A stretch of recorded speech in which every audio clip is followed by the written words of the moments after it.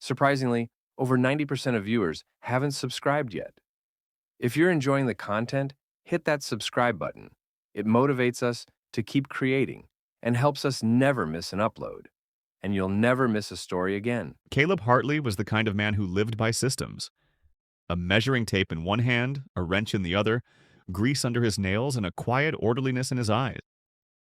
He worked long shifts at the local water treatment plant, came home to a modest two-story home in the quiet suburbs of Pine Hollow, and watered his lawn like it was sacred. His wife, Naomi, was different. Lively, bright, always surrounded by people. A fitness instructor who laughed easily and moved like a woman who knew she was being watched. Not that Caleb ever said that. He believed in giving space, in trust. But everything changed the day Caleb got a voice message. A short one. Just a few seconds. He was changing out of his overalls when the notification buzzed. Unknown number. Curiosity made him press play. The voice was hushed, rushed, almost like it wasn't meant for him. Hey babe, can't stop thinking about last night. Let's run together again tomorrow. Same spot, same time. Naomi doesn't suspect a thing. Then a chuckle. Male, confident. Caleb didn't move for a long moment. He just stood there, phone in one hand, breath shallow. That wasn't a joke. That wasn't a wrong number. That was a man talking about his wife. Still, he didn't react. Not outwardly. Caleb had the kind of patience that made people underestimate him. Instead of confronting Naomi, he archived the message.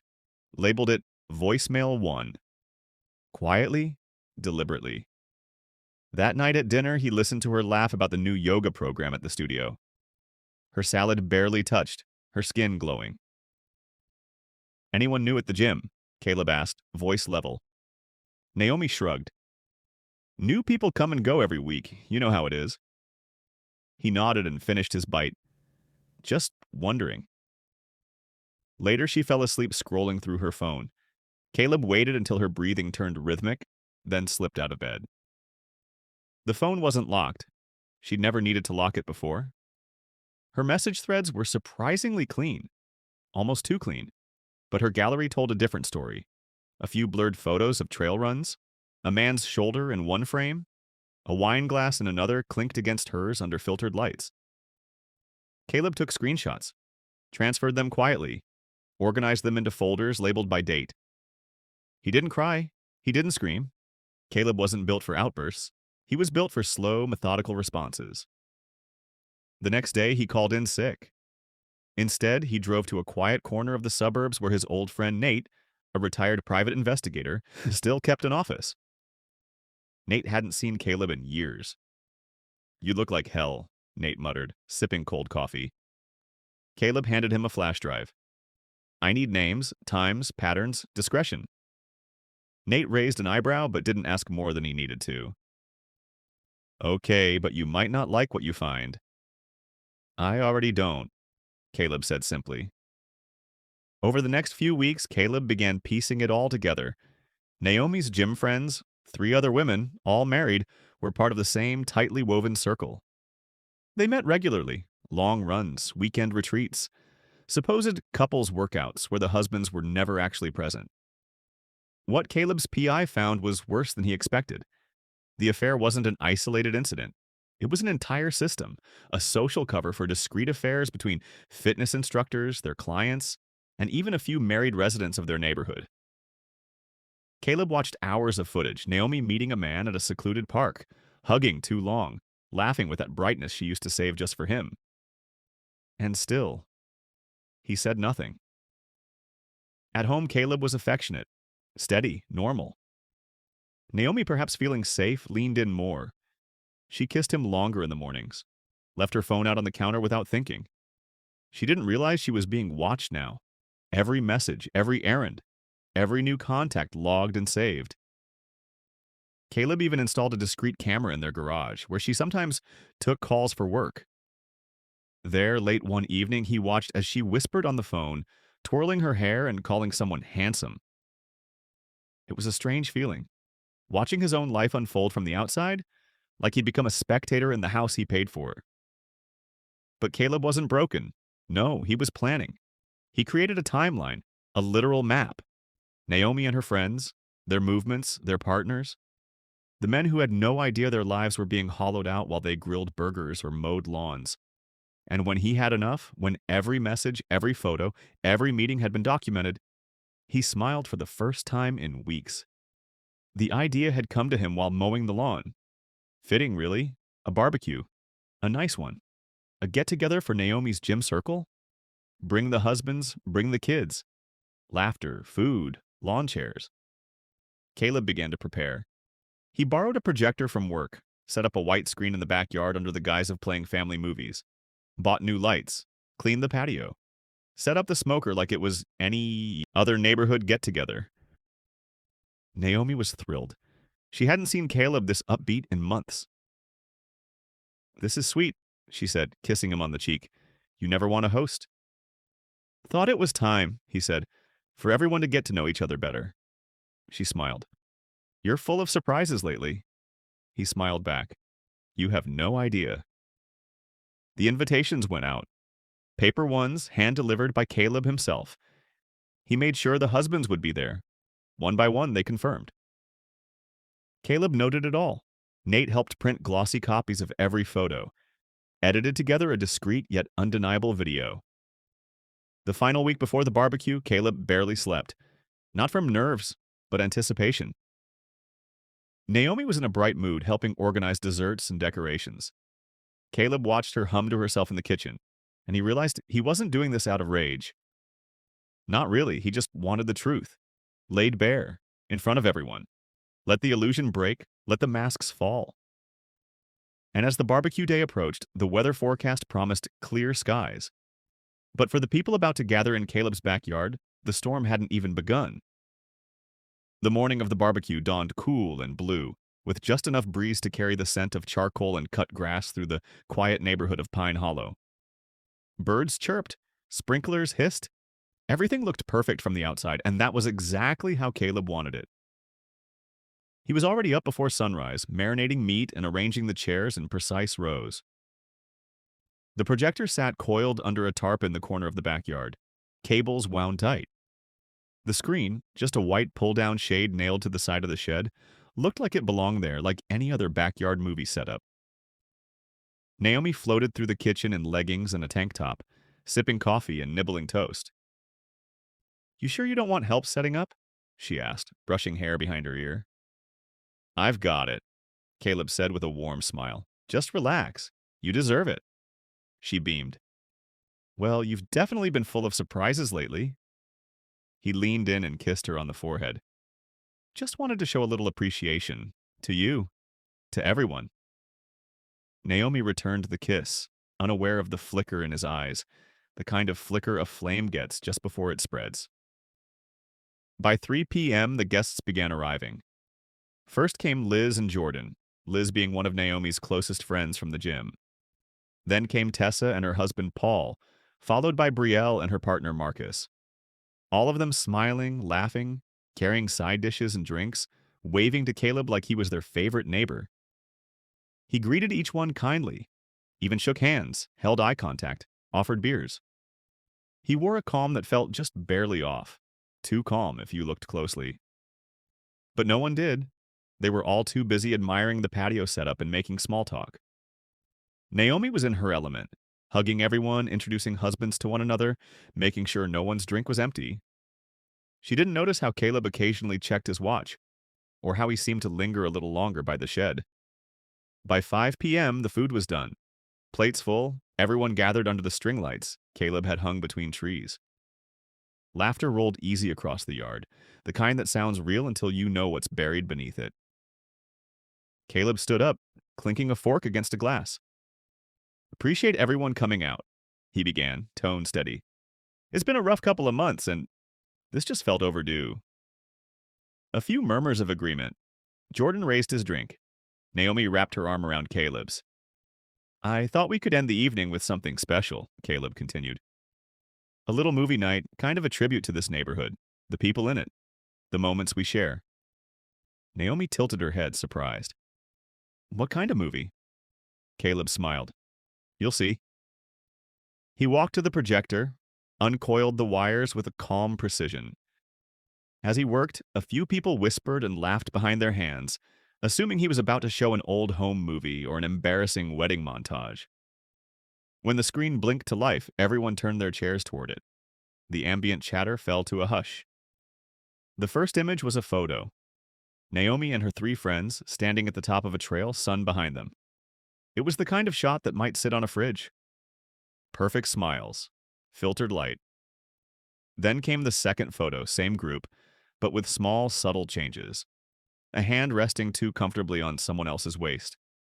A look exchanged between Naomi and a man not in the photo's title. Caleb's voice came through the speakers. Not live, but recorded. Calm. Neutral. Almost clinical. "These are the women of Pine Hollow Fitness," he narrated, known for their commitment to health, community, and secrecy. The next slide appeared. A short video clip, Naomi's voice, faint but clear. "Let's meet early. Caleb's working overtime." The room was silent. Naomi stood up abruptly. "Caleb, what is this?" He didn't answer, just pressed play on the next segment. More footage, carefully cropped, non-explicit but undeniable. Naomi meeting a man in a car. Liz laughing over wine with someone who wasn't her husband. Tessa's voice whispering promises over a voice message. Then came the screen. A digital map. Names, dates, locations, every meeting documented, every lie timestamped. Naomi took a step forward, face pale. This is out of context." "No, it's not," Paul muttered from the other side of the patio, staring hard at Tessa. A slow realization began to ripple through the group. Jordan stood up, his plate clattering to the ground. "What the hell is this, Liz?" She didn't answer. No one did. The web had been exposed, thread by thread. Caleb let the video run for 2 more minutes, just enough to stitch everything together. No shouting, no accusations, just the cold quiet of truth spreading across picnic tables and lawn chairs. When the screen went dark, he stepped forward. "I didn't do this out of anger," he said, looking around the group. "I did it because I wanted everyone to see what's been happening in broad daylight. Right here, among friends, neighbors." Naomi was shaking now. "You humiliated me. You humiliated yourself," he said softly. "I just stopped pretending not to notice." The husbands began to move, some standing in disbelief, others pacing. One by one, they turned to the women beside them, questions in their eyes. The women, stunned, had no answers, no more smiles. The masks had fallen, and beneath them was something quieter, something exposed. "I invited all of you here today," Caleb continued, "so no one would have to keep lying, not to each other, not to yourselves." He stepped down from the projector area, unhooking the cables. The breeze moved through the trees again, louder than the silence between the couples. Naomi followed him into the house a few minutes later. "You planned all of this?" she asked, voice trembling. Caleb turned to her. "Every detail." Tears welled in her eyes, but he didn't offer comfort. He simply looked at her. For the first time in years, really looked. "What happens now?" she whispered. Caleb exhaled. "That's up to you." He left her standing there, shoulders sinking, in the home they once built together. Outside, guests began leaving one by one, quietly, uncomfortably. A few offered Caleb a nod. A few didn't look back. That night, Caleb didn't sleep much. He sat outside in the dark yard, the empty chairs still scattered like debris from a storm. He didn't feel joy or peace, just the weight of truth, heavy but clean. The web had been cut, but what came next would be a new story entirely. The morning after the barbecue, Pine Hollow was quieter than usual. The street, once known for its friendliness and neighborly charm, felt like a stage after the curtains had closed. Folding chairs still leaned against fences. Paper plates and napkins, half blown by the breeze, dotted the grass like forgotten confetti. Caleb stood at the kitchen window, sipping coffee in silence. Naomi's car was still in the driveway, but she hadn't come downstairs yet. They hadn't spoken since the final guest left. He didn't expect her to. There wasn't much left to say. By noon, he began cleaning up the yard. He took his time wiping down tables, coiling up the extension cord from the projector, and packing the screen into the garage. Every motion was careful, deliberate, like a man rebuilding something from ruins.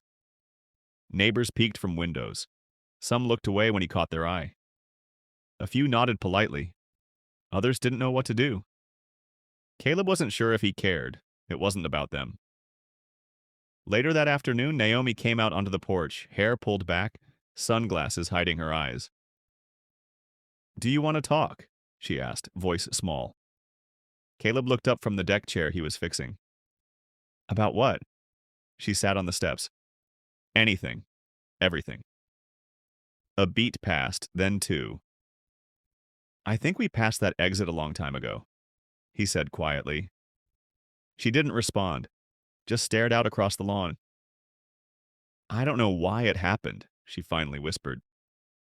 "It wasn't just about that." "I know," Caleb said. And he did. Somewhere deep down, he'd understood this wasn't just a random betrayal. It was something slow and invisible that had crept between them. Unnoticed at first, then normal. "I felt unseen," Naomi said. "I don't say that to excuse it. I felt that way too," Caleb said. "But I didn't betray you for it." She swallowed hard. "I know." Another long silence. "I should leave," she added. "Give you space." Caleb nodded, not in anger, just resignation. "I think that's best." She left that evening, not dramatically. No bags thrown into a car, no screaming down the street, just a single suitcase and a quiet goodbye. Caleb stood in the doorway, watching her go. He didn't wave. He didn't cry. When the taillights disappeared, he simply closed the door. The days that followed were filled with quiet routines, the kind of stillness that doesn't feel like peace, but at least isn't chaos. He returned to work. His coworkers said nothing directly, but he felt the way their conversations hesitated around him. Nate checked in once or twice. Caleb appreciated it but didn't say much. News of the barbecue had spread, quietly, in whispers, in glances. The other husbands had all reacted differently. Jordan moved out a week later. Paul was trying to work it out, according to someone. Marcus. No one really knew what happened with him. And the women? They stopped posting online. The gym circle dissolved almost overnight. Classes were canceled. Naomi's friends vanished from the neighborhood sidewalks where they used to jog every morning. Caleb was left in a place both broken and untouched. The house was still clean. The lawn still green. But nothing felt like it did before. One evening, weeks later, he walked to the garage and pulled out the folder, the one with all the footage, the maps, the screenshots. He flipped through it slowly. At the very back was the original voice message, the one that started it all. He played it again, just once. The voice sounded distant now, hollow, like an echo of someone else's life. He deleted it. Then, one by one, he deleted everything else. The folders, the emails, the footage. He watched it disappear from the screen like dust caught in a breeze. It wasn't forgiveness, not exactly. It was just release. That fall, Caleb began volunteering on Saturdays. Quiet, simple work at the local community center. Fixing plumbing, hanging shelves. One of the women who ran the place, Evelyn, was a widow. Smart, quiet, sharp eyes. She didn't ask about his past. He didn't offer it. They talked about books instead, about how the neighborhood had changed, about which trees turned the brightest red in October. One evening as he was leaving, she said, "You seem like someone who's been through something." Caleb paused, then nodded. "I have." "Well," she said, smiling gently, "you wear it better than most." He didn't know why that stayed with him, but it did. Months later, when the first snow fell, Caleb walked out onto his porch and watched it dust the neighborhood in white. Clean, cold, quiet. The houses looked peaceful again. But he knew better. Pine Hollow would never be the same. Not really. But maybe, just maybe, that wasn't such a bad thing. Because in the ruins of what had been, Caleb had found something more honest, more grounded. A life stripped of illusion, no more pretending, no more masks. And as he turned to go back inside, he realized something he hadn't felt in a long time. He was free.